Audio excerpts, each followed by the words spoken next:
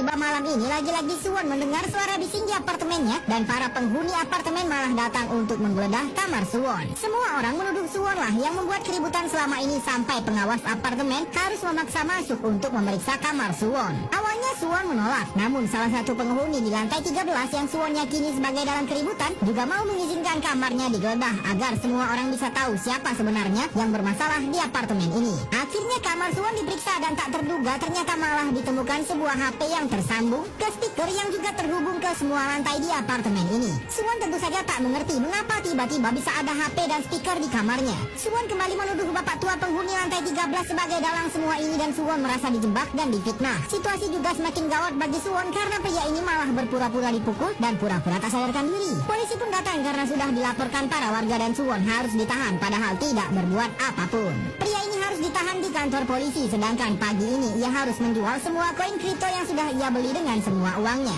Jika lewat dari waktu yang ditentukan, koin tersebut akan anjlok dan Suwon akan kehilangan semua uangnya.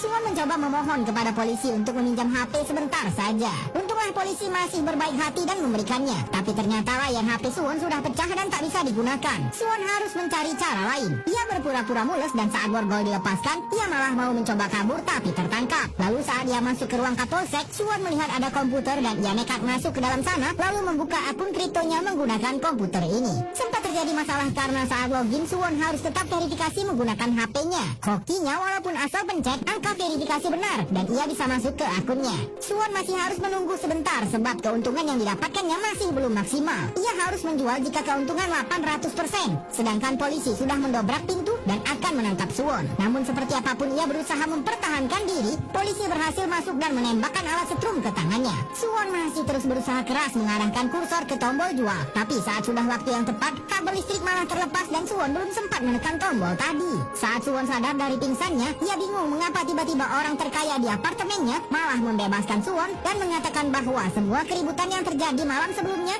hanya salah paham dan Suwon tidak menyerang siapapun malam itu. Akhirnya Suwon dibiarkan pulang dan ia masih belum tahu apakah koin kriptonya sudah terjual apa belum. Saat ia memeriksa akunnya, ternyata koin tersebut belum terjual dan sekarang harganya sudah anjlok. Bahkan Suwon sampai harus kehilangan semua uangnya. Ia sangat kesal karena jika saja masalah di apartemen ini tidak terjadi, Suwon sudah menjadi miliarder sekarang. Akhirnya karena sudah merasa sangat gagal dalam hidup, Suwon memutuskan untuk mengakhiri saja hidupnya dan sudah menulis surat wasiat kepada ibunya. Namun tiba-tiba Suwon berpikiran untuk menghabisi dulu tetangganya di lantai 13 yang sudah menyebabkan hidupnya hancur seperti ini. Namun dalam perjalanan